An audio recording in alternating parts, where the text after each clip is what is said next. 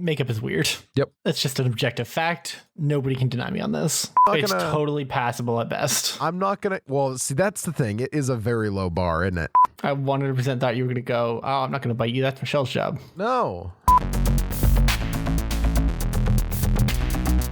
So, fun fact that I've discovered today. Dan, if this is not a fun fact, I will riot. It is. Continue. I think it's actually a really fun fact. You know how like in like 90% of like witch bullshit in common like culture, like they use it's like pentagrams and shit and like a lot of sorcery and whatnot. Yeah. Yeah. Like it's a very common associated thing. Yeah. Turns out there's something called a pentacle. Yeah. A pentagram is the inverted one, and it's a more religious symbol. A pentacle is a Wiccan symbol. Is a Wiccan symbol. And I'm gonna make a hot claim here. If I didn't know that, and this is in fact me deciding, oh, other people don't know things that I know.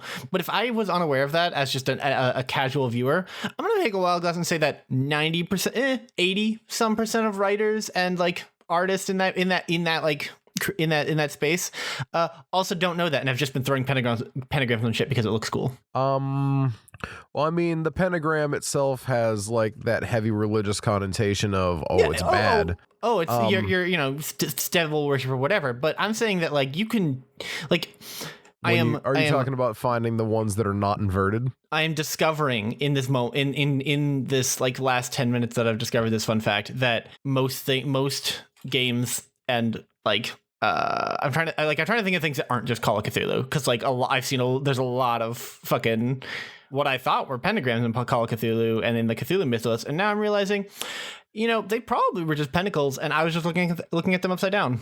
Yeah, this is a strong possibility.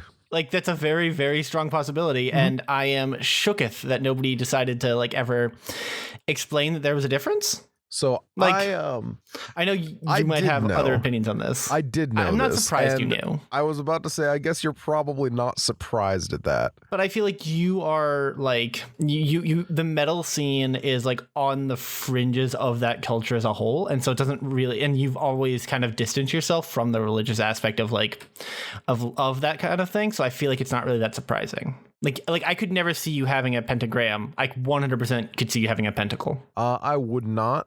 I know you wouldn't. For the exact reason that many people do not know the difference. That's what I'm saying. And I'm shooketh. I'm shooketh that people aren't like... Mm-hmm. That people I'm don't shooketh talk that about this isn't a more common understood thing. That like they're...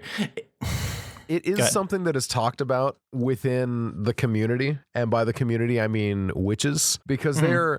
Of which you know a lot, yes.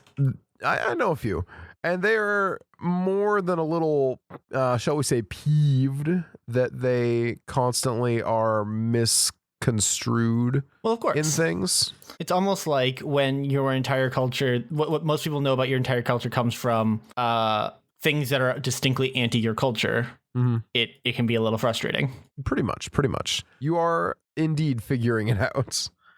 I am more just idly surprised that it was not something that I had come across in my many, long years of studying these sorts of things, obviously. Mm-hmm.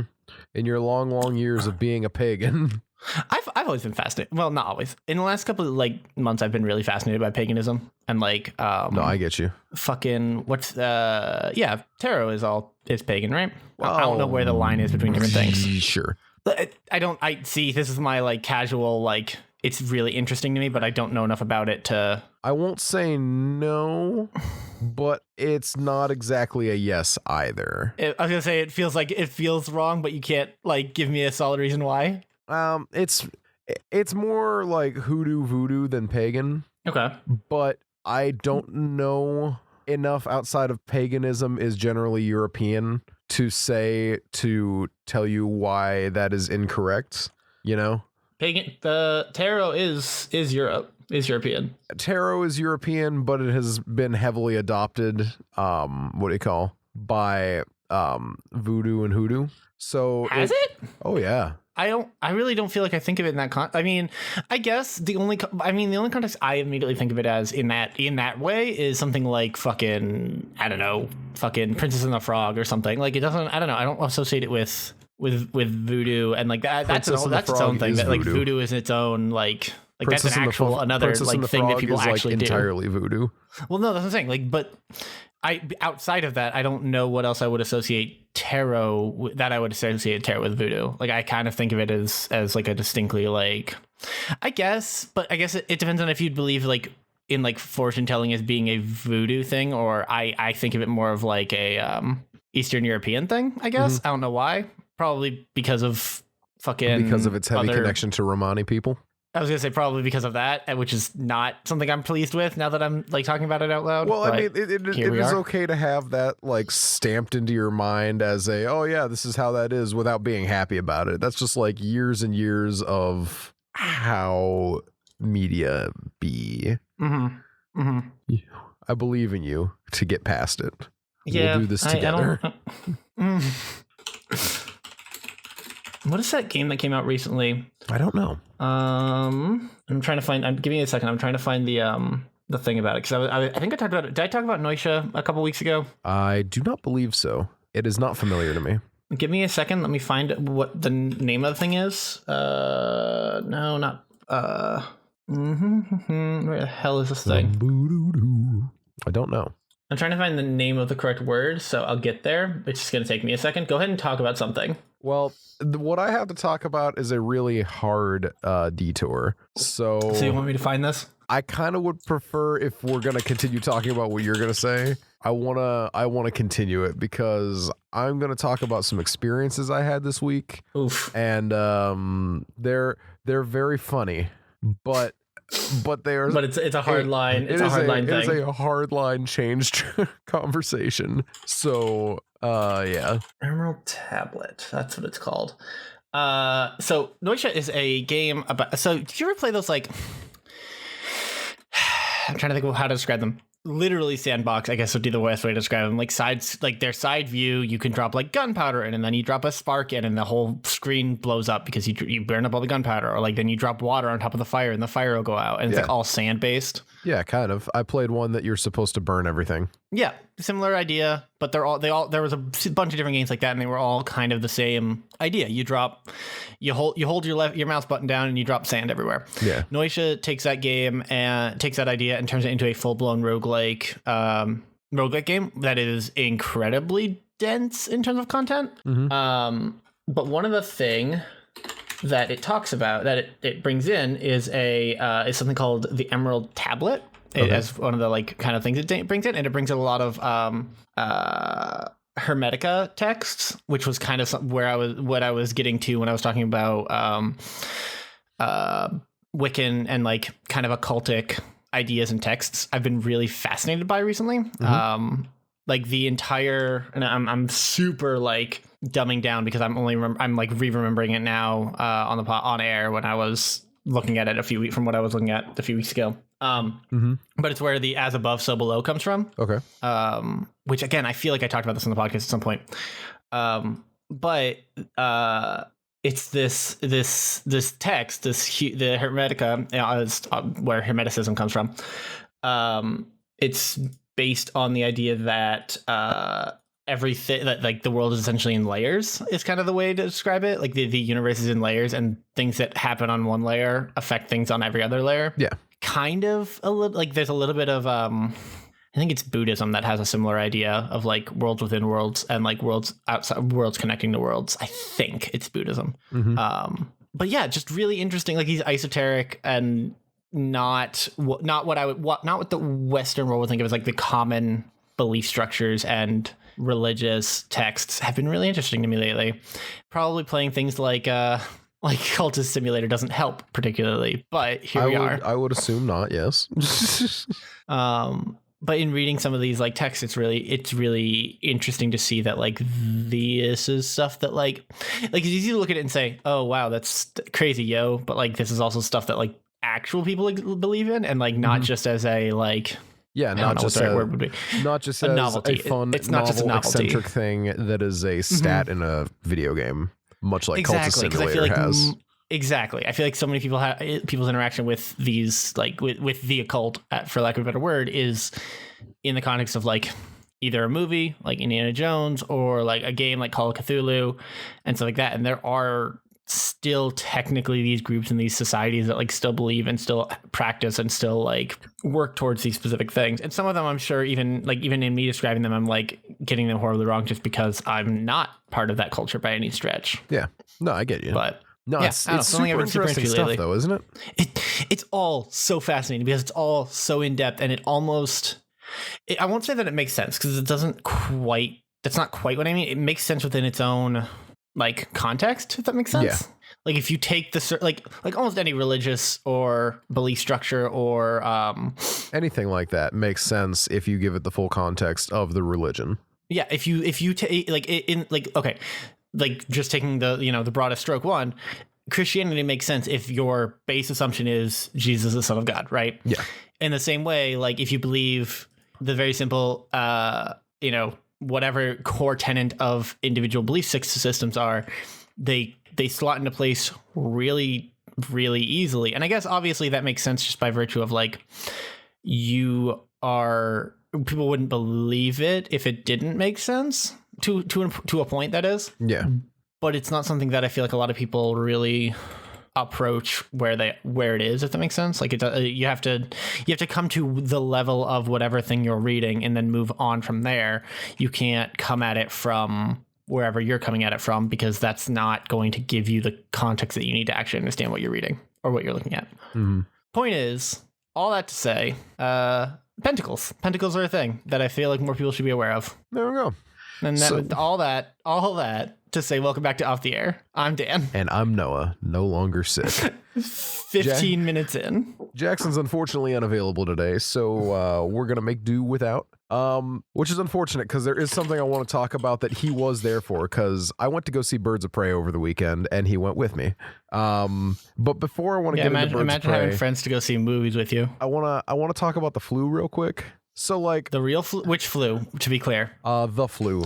The flu, we're not talking about the coronavirus again? No. Okay. I do believe that's way blown out of proportion, personally. I mean, we did just have somebody die from it in the States, so, Yeah, but it's like really bad pneumonia is all I'm finding. And that well, yeah. It's less dangerous to the hospital, you're fine. Yeah. Well, yeah, but how many people are going to go to the hospital if they find that they are sick with something? It's America in 2020. We don't have fucking universal health care. Exactly. Because we live in a society. We do. Noah, do me a solid. Okay, fine. Just this once. Just this one time, never again. Happening constantly. There we go. All the time, every day. Cool. Constant. And the image? Oh, fine. I suppose I can throw up a good old Miley M&M. Listen. But just for you. Listen, Jackson isn't here. I gotta continue the legacy. But so one of the things that amuses me is just how many different versions of the flu there are. So like my boss's kid ran a temperature and threw up on him, and that's gross, However, all that ended up happening to me was I had a wicked fever for 4 days. Like I had a fever of 103 from Friday until Monday. You should go to the hospital for that, by the way. Just for anybody who's out there in the audience. Should. I did a lot of medicine and I sat on the couch and drank so much water. I drank so much water, Dan. Holy shit, it was awful. Anyway, so one thing I found out upon returning to work on Tuesday, which I really should have waited till Wednesday because I definitely did not have the energy to work a full day. Old men really love telling you how much they have to shit when they have the flu, among other things. Well, I'm sorry. Because why? I mentioned having the flu and the guy's like, oh yeah, I had the flu too. And I'm like, oh really? Yeah, that blows. Yeah, I had a wicked fever. That was pretty much it. And he's like, oh, I had to pretty much live in the bathroom, if you know what I'm talking about. And I'm like, yeah. And he's like, it didn't matter which end it was coming out of. You know what I mean? Needed to be in that bathroom. And I'm just like, I don't like it. And I'm just like, why are you telling me this, man? Why do you have to tell me this? Don't tell me that. You don't gotta tell me the shit. You're not gonna tell me any of that. I don't want it. I literally have no desire to hear that man tell me about his bathroom needs. But I don't want it. That is what happened. Yeah, when I had the flu a year and a half ago now, 2 years ago, it was a while ago. I don't get the flu very often. I've only had it once or twice in my life. Yeah. I did not throw up. I actually held food down really easily. That wasn't a problem. Nice. Congratulations. What was the problem is I physically couldn't move. I could not get out of bed. I was just confined to bed for like 4 days. I actually thought at one, like near the end of it, I don't know about you, but when I got near the end of it, it definitely got worse before it got better, kind of thing. Like in the last days of it or whatever. No, I would say the worst of it for me was day one. Nah, I mean, that's fair. For me, it was like the last day or the day before last, and I genuinely 110% thought I was going to die. Like, I actually physically was like, oh, my body is shutting down. I cannot get out of bed to go get more water to keep myself hydrated. This is it. This is how it goes. Huh. The one other time I had the flu, I had hallucinations, which was fun. Oof, hallucinations. My fever got my fever. Not fun. I have very distinct memories of being in my own bed, and 110% believing that there was an entire society of little, like, tiny ant-sized people crawling around on my bed and like just trying to hang out. Fully believed it, saw it with my own two eyes. And I know that sounds insane talking now because it was a hallucination, but like 1,000% believed it. You could not have convinced me otherwise in the moment. Yeah, no. Also, I hindsight for both. In both cases, should have gone to the goddamn hospital. Go when your fever gets to a certain point, you should go to the hospital. Hallucinations, that's too high a fever. Go to a hospital. I would agree. What happened to me is anytime I have a fever, I babble. So I'm sitting on the couch. As opposed to what, normal? And Nina says, got him. Noah, you need to go to bed. And I look her in the face and I'm like, I don't know how. Like I'm out of like some stupid John Mulaney bit. I was about to say, so you were John Mulaney, cool. No, I don't know how. And she's like, or one time I'm sitting on the couch and I'm like, I'm too hot. And she's like, then take off a blanket. And I'm like, how, Nina? How? And I just was the worst. Belligerent. And you got belligerent. I was so belligerent, acting like I didn't know how to do jack. To be fair, in those moments, you definitely didn't know how to do anything. Oh, I was very aware of it. No, I knew how to do things. I just wanted to be a pain in the ass because I was sick and I could. Not gonna lie, there was a huge, because I was really whiny and sick, and you had better believe that I was actually quite terrified that I wasn't actually sick. And that I was just talking up my, because I thought I had a fever and I thought I was sick and I was terrified that I was talking it up and just being the worst and that I actually wasn't that bad off, which, I mean, I would be lying if I said I haven't done that before. That is some meta self-sabotage. But then I bought a thermometer because I didn't own one. And my fever was 102 something. And then the next morning it was 103.7. And I'm just like, bad. This is bad. This is no good. Exactly. This is what we in the industry call no bueno. Mm-hmm. That's amazing. What an absolute trooper Nina is for putting up with your fucking bullshit. She didn't even get sick. Freaking absurd. Yeah, because she probably was smart and washed her damn hands and didn't fucking sit next to me on the couch the whole time. No, that definitely happened. Wild. Yeah. Nina, you idiots. Mm-hmm. Yeah, no, you can be mad at her. It's all right, I suppose. No, I'm a little mad at her. She should know. She's smart. She knows better. I would expect that from you, but she knows better. Well, she didn't get sick. I'm glad she didn't get sick, but also I'm very disappointed in both of you. Mostly in her. Right. I don't know why I'm disappointed in you. I'll get there. Yeah, I mean, like you probably just kind of expected all this from me, realistically. So I mean, on some level, a little bit, but like, on another level, no, because I don't really see you as the kind to be like, oh, woe is me, everything sucks, pity me, because that's a lot of work for you. I feel like it's less work for you to just get up and do things. Technically true, which is pretty much what I ended up doing. Was I just kind of did some things. I just do things. I'm like a dog, etc., etc., etc. But yeah. So let's talk about some interesting to the world things, though. Dan, do for it. Birds of Prey. I did see that movie recently. I am planning on going to see it, I think, this weekend. I might go see it over Valentine's Day. That and Sonic the Hedgehog, apparently. You're gonna go see Sonic? Dude, I'm not gonna lie to you. I just want to watch fucking Jim Carrey the fuck out of my screen for like an hour. That's valid, but Dan. And if the downside of that is that I have to go watch Sonic the Hedgehog be Sonic the Hedgehog for an hour, Oh, Dan. It's going to be such a bad time. I actually don't think it's going to be that bad. I thought it was going to be much worse than I think it's actually going to end up being. I forgot how bad it was until I was forced to watch the preview for it again. I watched the preview for it the other day. It's a kid's movie, but it doesn't look terrible. Man, I've seen worse kids movies. Get out of here. You've seen worse kids movies. Have I? You don't know that. I don't. I think you do. Don't I know that? I know for a fact. Fact. Do we? Yeah, okay, fine. Be that way. Listen, I appreciate what you're trying to do here, but let's be real. We both know what you've seen. You've seen some shit. The movies. Terry. The movies is what we're talking about. The movies get you every time. They're the real enemies of us all. It's true. The films, or Hollywood at least. You're really gonna let your kids watch these things? Oh, buddy. Anyway, if only you'd known. If only you'd known where they'd been. So, Birds of Prey. I'm going to talk about this movie and how it's not good. It's not that great. It's not terrible. It is hands down the best movie DC has put out in freaking years, if not ever. So, because it's totally passable at best. I'm not gonna. Well, see, that's the thing. It is a very low bar, isn't it? So I'm not gonna count the Joker because the Joker is just arguably the best DC movie to come out ever, right? Yeah, but it's not part of the DC universe. It's not the DCCU. It's more of an art film than anything. Yeah. So it's an examination on the psyche of a broken man. Oh, shut up. So yeah, you got all that, and then you got the Christian Bale Batman movies. I don't think those count either. I would argue they do if you talk about like any movie DC's ever made, but like in this specific context, I would argue it doesn't really tell us much.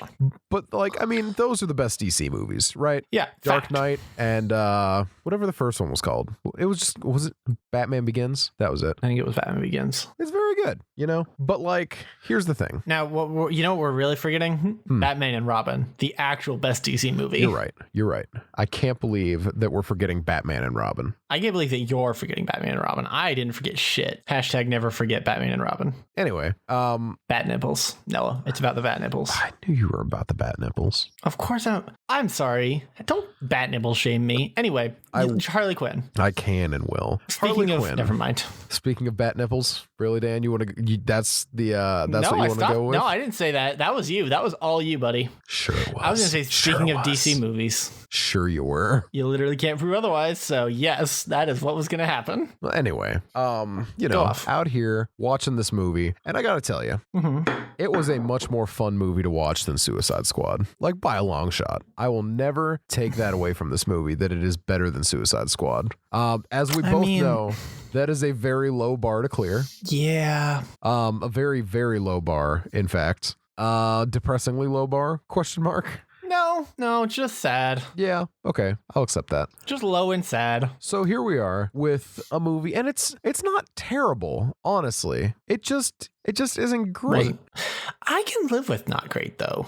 No, and that's the thing it's not a bad time. It honestly isn't. I had fun enough watching it. It just wasn't good. And that's okay. It doesn't need to be a great movie. And it just felt like Deadpool. I kind of got that sense. Yeah. Harley very much felt like Deadpool, and that's not a bad thing. It's just that everything that reminded me of Deadpool was not good. And did you not like Deadpool? I can't remember where you stand on that. I like Deadpool 2 a lot more than I like Deadpool 1. Deadpool as a film series isn't bad. It's just not good. It's not great. My least favorite part of Deadpool is Deadpool, Yeah, no, I get that. And if your favorite part is anything other than Colossus, you're objectively incorrect. I will agree with that. So here's the thing, though. So they had Harley narrating the whole story, because the whole story was the emancipation of Harley Quinn. That wasn't new. They added that near the end, correct? Because it was not called that for the longest time. I feel like it definitely was. Really? I thought the early posters just were Birds of Prey. I don't remember seeing since I heard about it. It was called that. That's not saying much. Maybe I just wasn't paying enough attention. But I definitely had heard that much. Okay. But yeah. The characters were really fleshed out. You got really diverse backstories of all your main characters. Everyone was cool. There was no flat character, and you know how they didn't have the man who could climb everything? They didn't. That was actually their big lack, is they were missing the man that climbs literally everything. And I I'm glad you brought him up because it definitely needed him. Yeah. Because what they caliber. Needed in this movie, what they needed in this movie of female empowerment is a man. Exactly. Although that is something I do want to mention. You know how a lot of female empowerment movies are bad because not because they're female in the same way that a lot of Christian movies are bad. Yeah, because they push their point too hard. Like what's that movie? Ghostbusters. It wasn't bad because it was women. It was bad because it was bad. And the angle it decided to push was men versus women to a point, right? Like, that's why it was bad. It wasn't bad for other reasons. That by itself was the reason. I don't know, man. It sounds to me like you're trying to get canceled. Yep. Nina did tell me that if I end up getting myself canceled over this, she'll try and help dig me out of that hole. No, I don't think that's going to happen. The digging out, that is. You're probably not the canceling. Right. Once you're in, man, you're gone. You're Denzel Washington. Denzel Washington. I'm so glad that you said that word. But here's the other nice thing about it, right? Is that like all these characters are fleshed out. They all held the movie on their own. There were good women and bad women. There were good guys and bad guys. So it didn't feel as weird and forced as some of those situations can turn out to be, you know? And I liked that. What I liked less was just the fact that it was just okay. And yeah, no, fair. And that's okay, and that's fine. It doesn't need to be a great work of fiction. It just needs to be a film. Yeah, pretty much. No, fair. Super, super fair. The action scenes were fun. It wasn't like it was not a bad time. It just wasn't a great time. I get that. I suspect I'll have a similar reaction to it. I do like Margot Robbie, like as an actress, not just as a fucking DC character and or fucking, we were talking beforehand about fucking thirsty fucking fanboys, not just as fucking Wolf of Wall Street fucking sex appeal. Like I like her as a character and as a person, but I actually always forget that she has, because I don't see her in, I feel like I haven't seen that many things that she's in. I always forget she has a really heavy accent. She does? Yeah, by default, she's got a pretty heavy British accent. Really? Man, it's really hard to see past like the heavy Jersey accent or whatever it is that Harley has. Yeah, no, exactly. Yeah, no, it's really entertaining to like hear her talk, because I completely forget her accent game is on fucking point. That's fantastic. What a good thing to hear. Yeah, right? Yeah. Birds of Prey. Worth watching. It's still fun. It's not bad. It's just not great. The best things in life are fun, but maybe not great. Yeah. See, that it is just very worth watching because it's fun. It's nothing deep. It's nothing extreme. It's just fun. Same. That hill you want to die on, Dan? That you're fun? I think I'm fun. I'm sorry, you don't think I'm fun, bitch. So funny. Bite me. Rude. I will not bite you. That's gross. I did not think that's what you were going to say. No, Dan. I'm a mature adult. I 100% thought you were going to go, oh, I'm not going to bite you. That's Michelle's job. No, Dan. I was not going to say that. I'm a little disappointed. I won't lie. I expected better of you. Fuck. Did you see that thing Brian posted in the Discord? Brian posted a meme the other day from Star Wars. I'm so proud, but so betrayed, but so proud. Or the other way around. No, I did not see that. It's hold on. Let me just go grab it real quick. I think it was in. I probably did see it realistically. I mean, you definitely did. Yeah, it was in video games. Go ahead and just take a look, because you should definitely throw it up on the screen for us real quick. Nah. Yeah. It's just it's a good proud but so betrayed. Yeah, it's me at you all the time. It is you at me all the time. Yeah, and that's okay. My entire aesthetic. I suppose. So fun D&D things happened last week that I didn't get a chance to talk about. I would love to hear. Yeah. So I'm in three, almost four game, two. I'm in two consistent games, one game that's starting back up again, and another game that is on indefinite hiatus. Unfortunate. Yeah. Indefinite hiatus is always sad. It's very sad. But the one that I do consistently on Mondays, the one I've been in for 5 years. Yeah. We had our first total party wipe last week. Oh. Yeah. 5 years of gaming. We've had people go down. We've had people die. This is our first time that the entire party went down. First time we've full blown just fucking lost. And here's my thing. Here's why I'm bringing this up. Not because I want to tell you about how all the characters had a good time, and one character got fucking dragged off fucking video game loss condition style, like one of those unbeatable fights where you lose the fight because you have to. You jumped in an alleyway or whatever.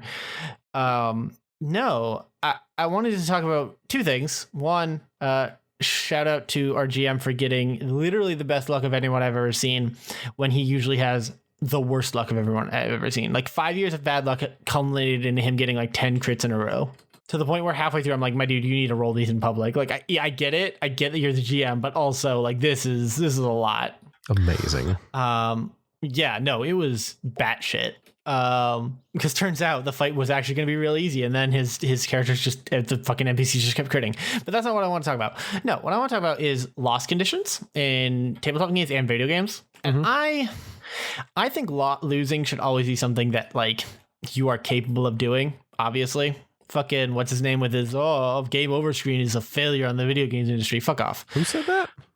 Fucking the guy who did Detroit Become Human. I can't remember his name off the top of my head. Oh yeah, him. No, I hate him. He's pretentious. Yeah, he's so up his own ass. No, but I think that like so tabletop games have this problem, right? Where once you get into a fight, like there's the default understanding of the players is that we either make it or we don't. Like this is it kind of thing. Like you can't really. I feel like in a lot of games the implication that you could back out from a fight isn't really an option. I feel like a lot of times. Yeah, and sometimes it shouldn't be. Sometimes it should be no. You're going into this fight. There's no fucking save point. You're in it or you're not. Like that's it. Yeah. But I think that it's a shortcoming of video games to not have better and more clearly defined. Okay, so you lost. How does the game go on from here? Like I love games. There are a couple of them out there. I've been playing Disco Elysium again. I streamed that again the other day. Is that the detective game? It is. I was actually really sad you didn't show up because I thought you would appreciate it a lot. I was watching Birds of Prey. Dying. You were dying. Oh no, yeah, you were watching. No, you were dying. I'm pretty sure that was the day you were dying. No, anyway, because it wasn't Saturday. It was like on a Monday or Tuesday or something. It was out of nowhere. Anyway, point is, that game, you can lose every skill check in the game and still technically complete the game. It would be difficult and maybe not the most fun thing to do, but it's doable. Yeah. And you definitely wouldn't see all the content, but again, doable. And I think that's a lot more fun and interesting than a game that like you have to always keep like doing mini games or skill checks or whatever to make sure that you can always win eventually. Yeah. Like there are plenty of checks in that game that like once you do it, if you fuck it up, you're done. Like you can't go back. You can't follow that quest line any further. That's it. You're done. You canceled. Which is really neat. Which is a really neat game mechanic, especially because it doesn't feel like it always warns you first of all when that's a situation that's about to happen. So you can always usually you can back out of a conversation and come back later once you feel a little more prepared. But it's nice to be able to like have it's having the freedom to fail, which I feel like is kind of what I'm going for. And a lot of games I feel like don't have that. RTS would be like kind of the exception. Things like I've been playing Total War lately, and like that you are more than allowed to fail plenty of times because there's almost always going to be another fucking fight somewhere further down the line, like always. Yeah. But a lot of like one of the games that did it really well that was an RPG was Tyranny, which I'm still surprised you haven't gotten around to playing. Dude, you just told me about it 2 weeks ago. I don't buy and play new games. Oh, I definitely told you about it way before 2 weeks ago and just brought it up again 2 weeks ago. But my point is, kind of a similar thing. You're allowed to fail these certain things, and it blocks off part of the game, and you might have to go play the game again to get that, whatever that thing is. But having the freedom to fail, I feel like is something that just a lot of games don't do very well. It's a lot of, victory or death kind of things, and there's nothing wrong with it, right? Like if I'm playing Star Wars Battlefront, right, and I fucking die, that's me dying. It's an FPS. Like the whole point is that you're a fucking McShoot boy. Yeah, exactly. But if I'm playing like I don't know, I think it's like a very RPG thing, I guess. Is like what needs it more. Yeah. If I'm playing an RPG and I fucking die in the middle of a fight with not every enemy, but with a certain number of enemies, like don't. Like have something new happen, have a new interesting direction for the game to take, because it's another way to tell the story that isn't like just, you win every fight eventually. Which is always fun.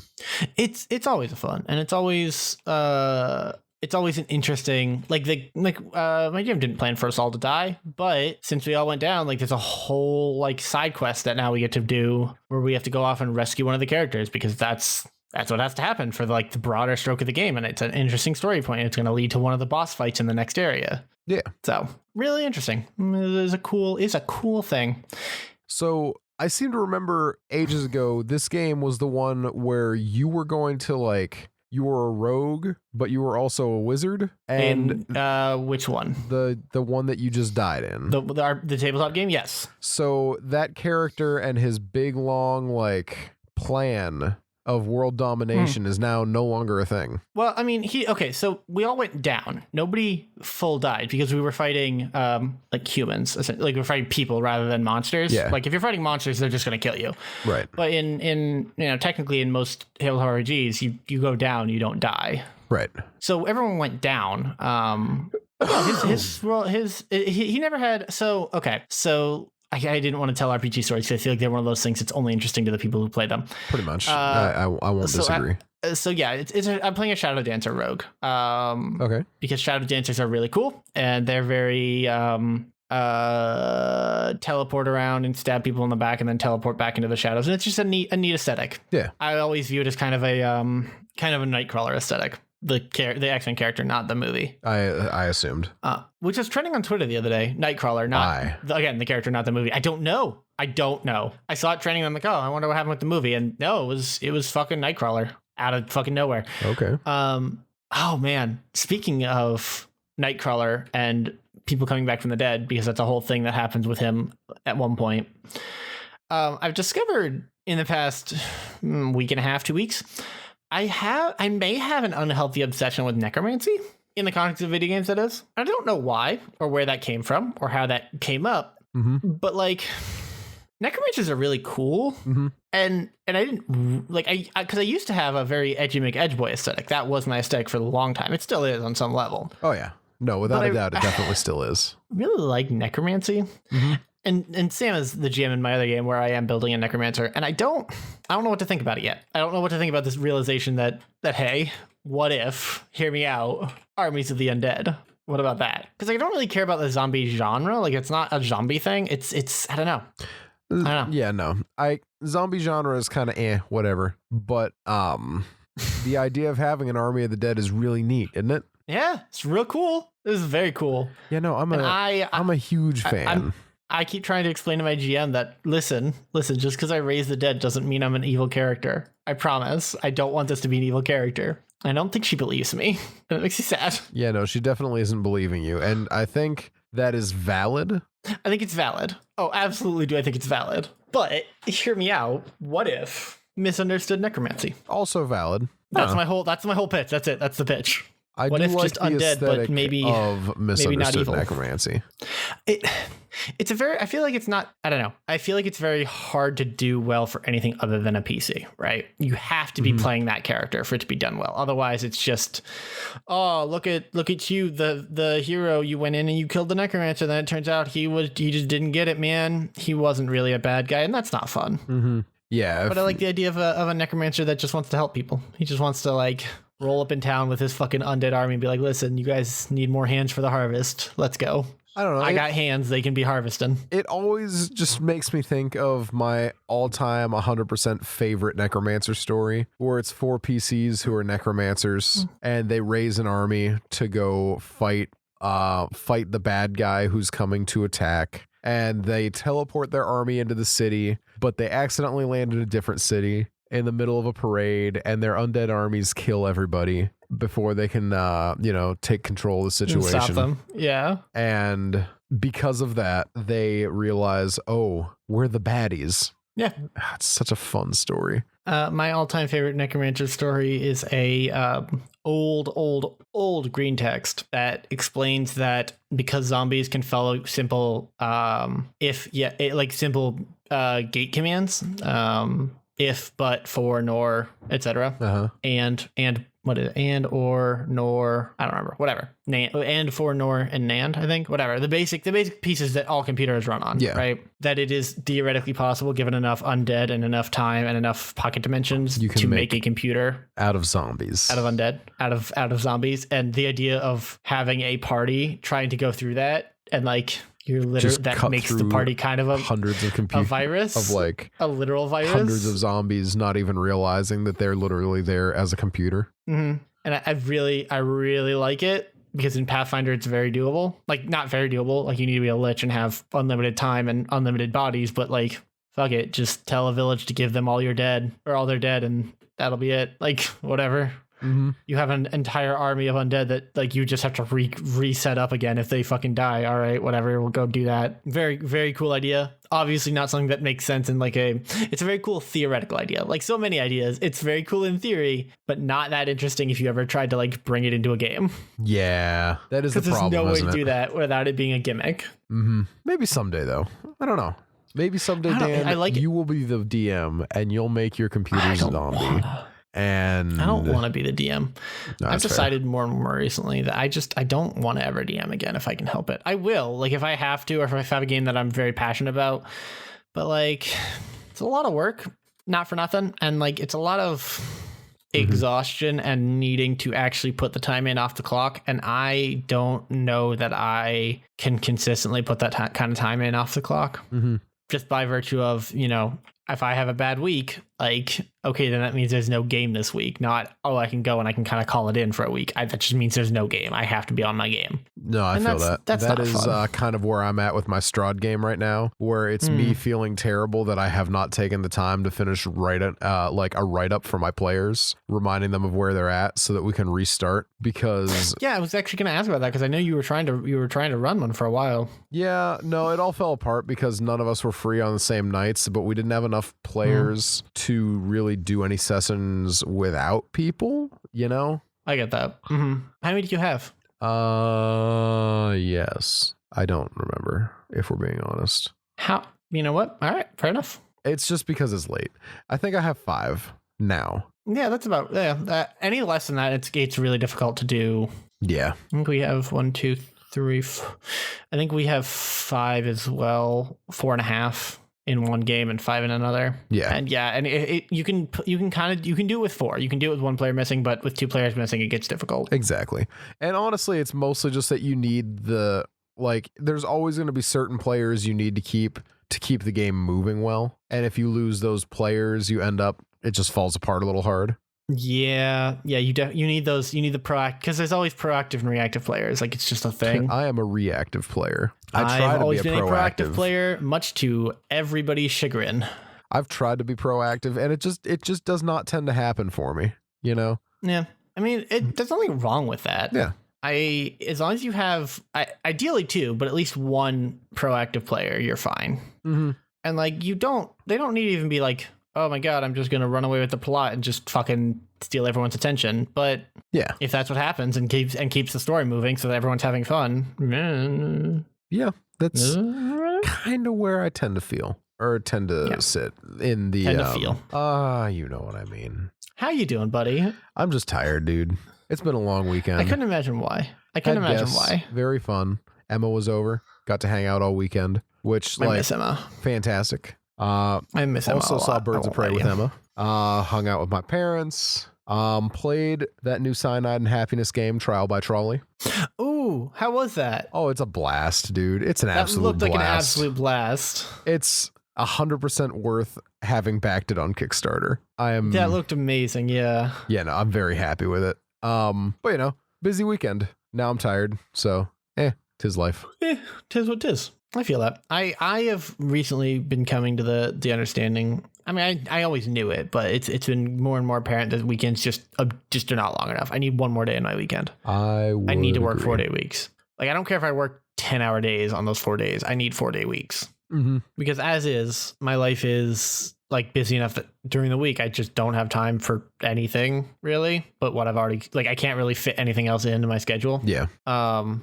But the weekends are so short that like literally all I want to do is sleep in, and then I'm up till 3 a.m. and then it's Monday again and we're back to square zero. Also, don't write me. You're never up till 3 a.m. Fuck off. No, I want to be though. I just can't. Sure you do.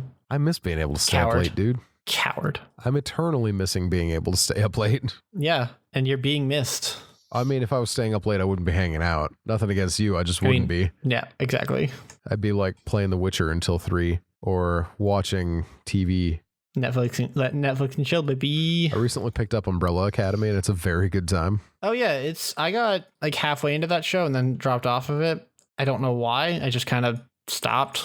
But I really liked a lot of the stuff they were doing.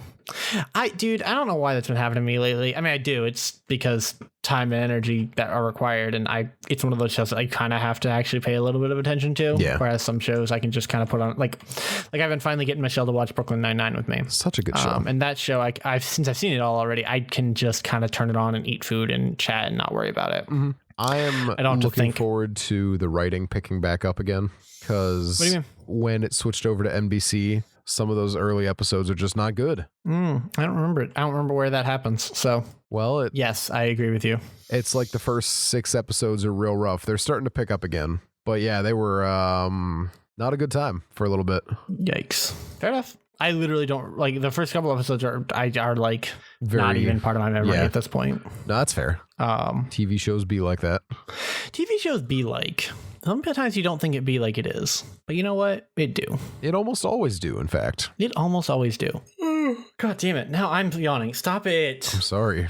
I didn't realize I would do this to you. Fuck you. No, what else happened this week? What else happened this week? I mean, not much. Oh, the Oscars are tonight. Oh yeah. Yay. The Oscars. I'm my favorite time always of interested in the the year. Oscars. I'm not to the point that let's see. What won this year? Probably the Joker. I don't know how because it's going on right now, I think. Yeah. Oscar winners 2020. Let me just give me something that's a fucking there we go. Live updates. Let's get. What do we got? Talk to me, Dan. Who's winning? We've got so far in the night. We've got Once Upon a Time in Hollywood for Brad Pitt, best performance by supporting actor. Yeah, sounds about right.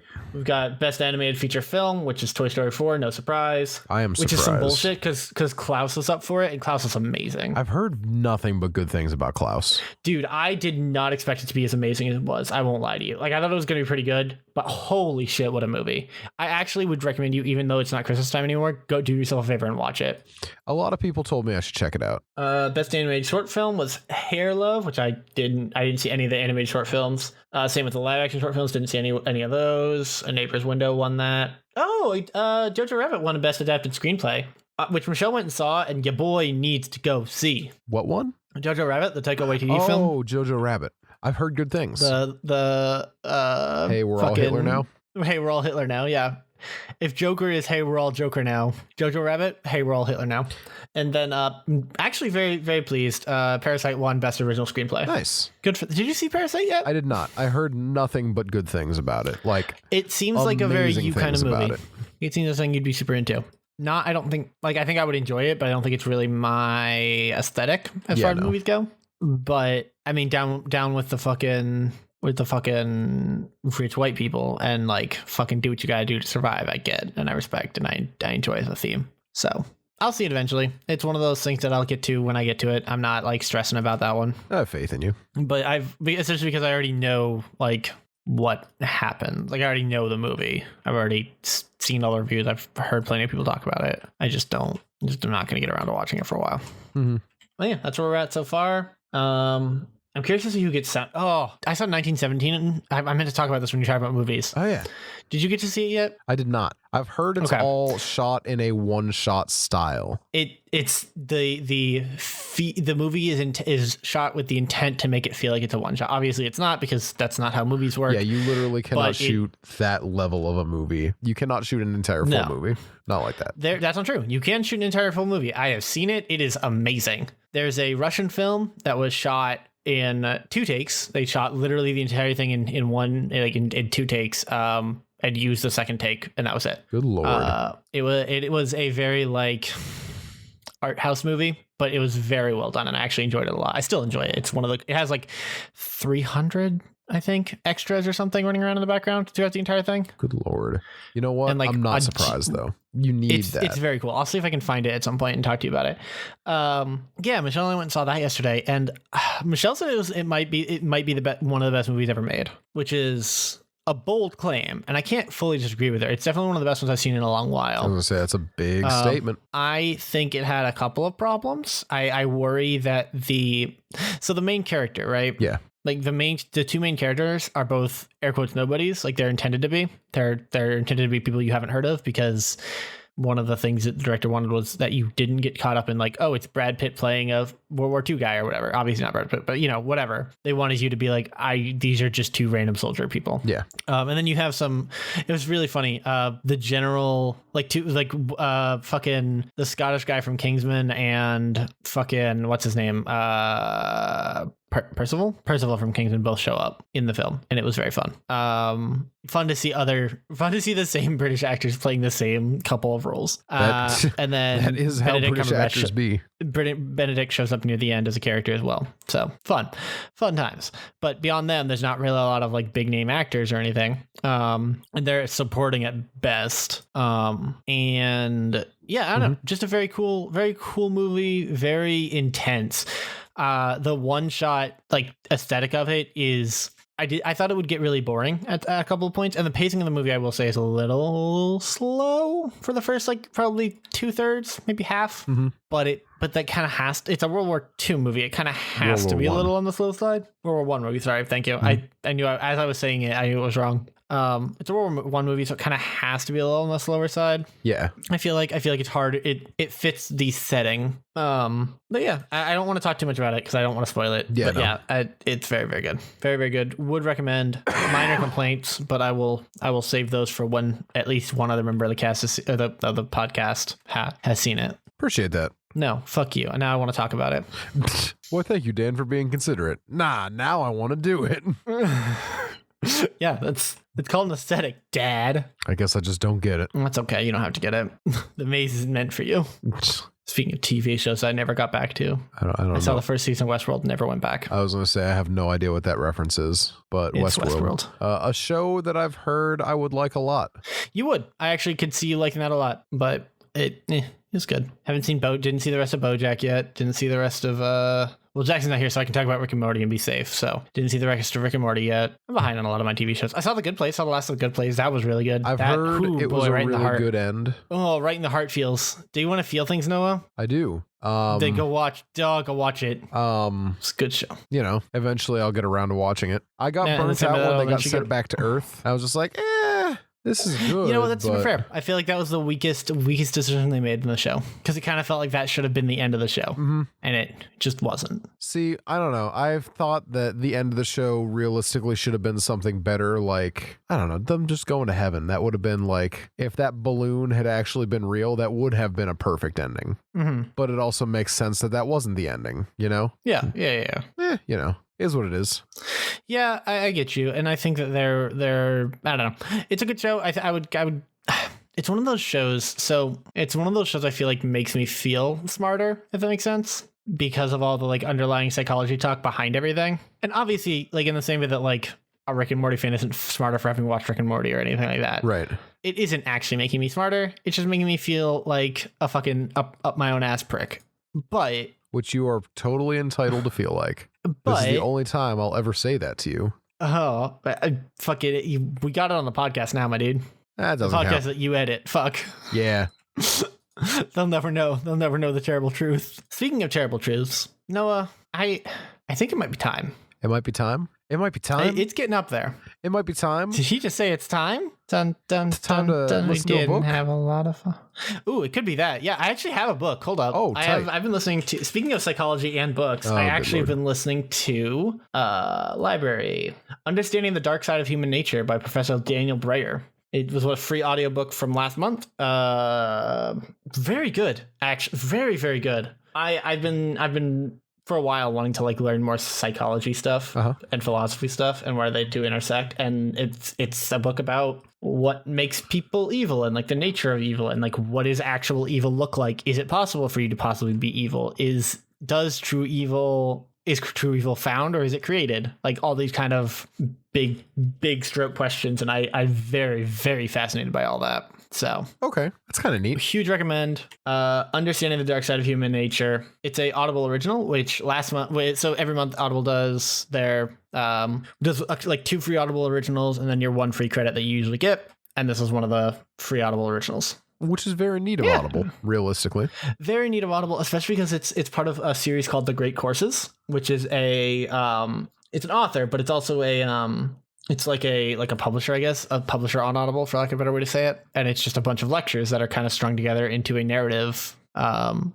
as somebody who has found himself recently kind of missing college because he can't just go learn things when he wants to anymore, it's been really fun to have on in the background and make me feel like I'm being the big smart when I'm doing out here getting lectures. Work. Dude, I didn't think I would miss college as much as I have been. No, I believe it though. I really enjoyed learning in a structured environment. I thought that was a lot of fun. Yeah, dude, learning things, cool. Someday I want to go back for my master's. I think someday I'm gonna do it. Think so? I really would like to. I really would like to go back for my master's in I don't think I'll do my master's in film though. I think I'll do it in something else. Because fun fact that a lot of people don't tell you, you can just go to graduate school for whatever the fuck you want. Not every graduate program and whatnot, and you have to get accepted or whatever, but you don't have to have done base work in film to get your master in film, for example. No, I one of my teachers fucking did their fucking understudy in neurosurgery and then switched to film. Good Lord. As a grad student. Yeah, what a fucking shift. She's very cool. She was one of my favorites. But yeah, you can just go to grad school for things. You can go for whatever. And in most countries, well, at least in some countries, you could just go to fucking college for as long as you fucking want. You can just learn things. Do you know how cool it would be to be a professional learner of things? Yeah, it's pretty freaking dope. It's the coolest idea.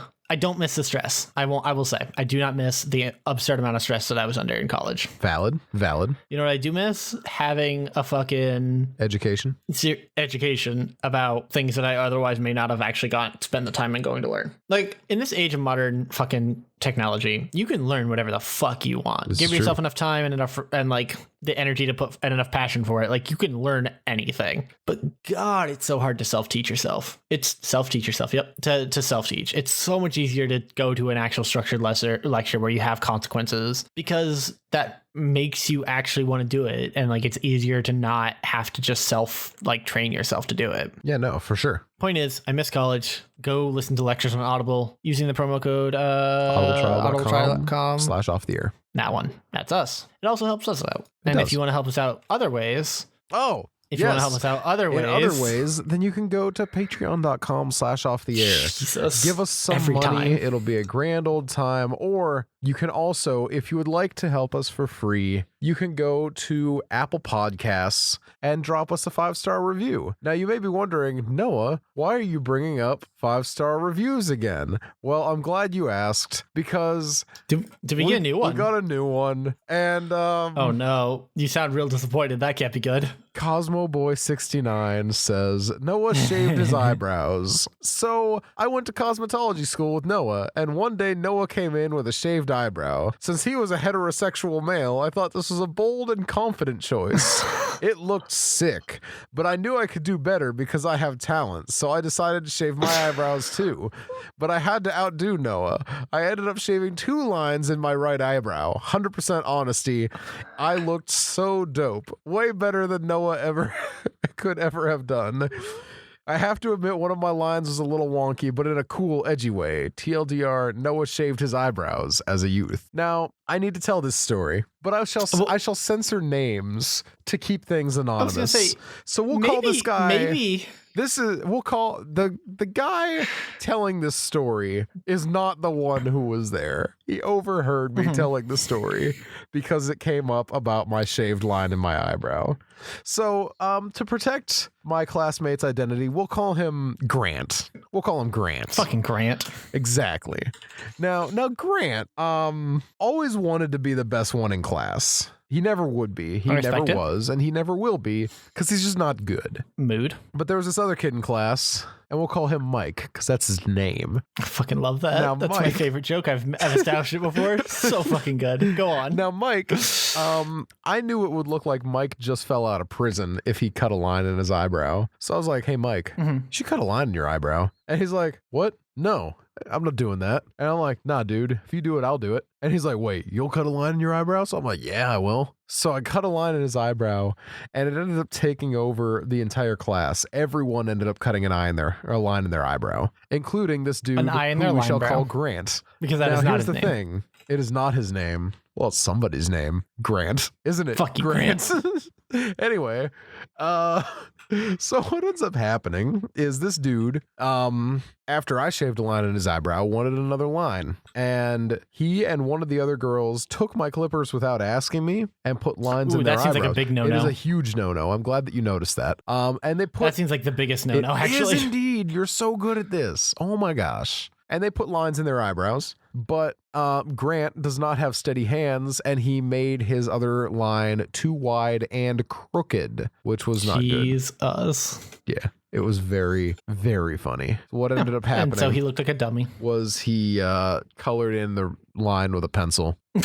Makeup is weird. Yep. That's just an objective fact. Nobody can deny me on this. I actually have and I know it's not the kind you're talking about, but I have a line in my eyebrow. Is it a scar? From where it is. I have a fucking scar eyebrow, like straight out of a fucking video game. Except where a normal video game would go like vertically, mine goes horizontally. Nice. It's freaking tight. No, it's super dope. It's very against the grain, being my own man about having a thing. But yeah, between that and like a fucking scar right under my left cheek, I straight up look like a fucking edge boy, fucking character customized character.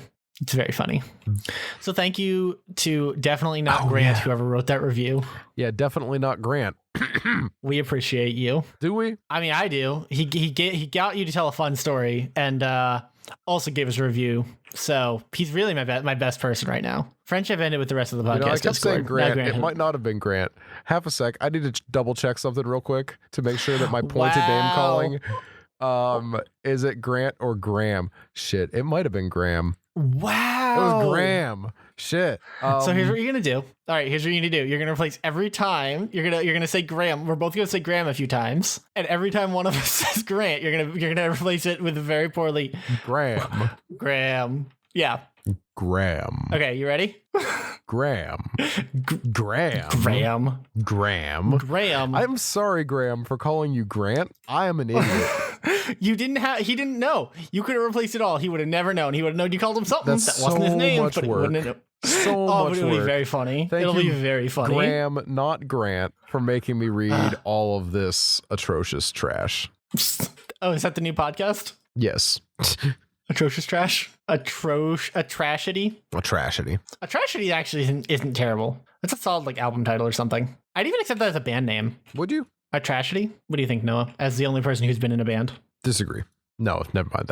You don't like a tragedy? It's very good. I'm just saying that because I'm jealous. Okay. I was gonna say because I was gonna talk about how I saw a tragedy open for the Who in '96. I'm Bubba the Bad. I haven't made that joke in a while. DABAD. You can find me on Twitter, Instagram, and Twitch. I do things there. Do you? Haven't done things lately. Haven't done anything for a week because I was very, very sick. You know what? It doesn't stop me being sick. You know who is sick? Noah, because he's a coward. Sickness is cowardice. Everyone knows it. As we all know. It is known. And if I didn't edit out any of my coughs in this episode, which I should have, I'm like 99% sure I did, but I haven't shaken my cough yet. So that's life. Noah's bad at life. I know, right? Can we just all be in agreement on one thing? No. And that is, in fact, that Noah, trash at life. Yes. You're back. I can make fun of you again. It's fine. It's true. So Jackson, on the other hand, speaking of people who are not back, will be back next week.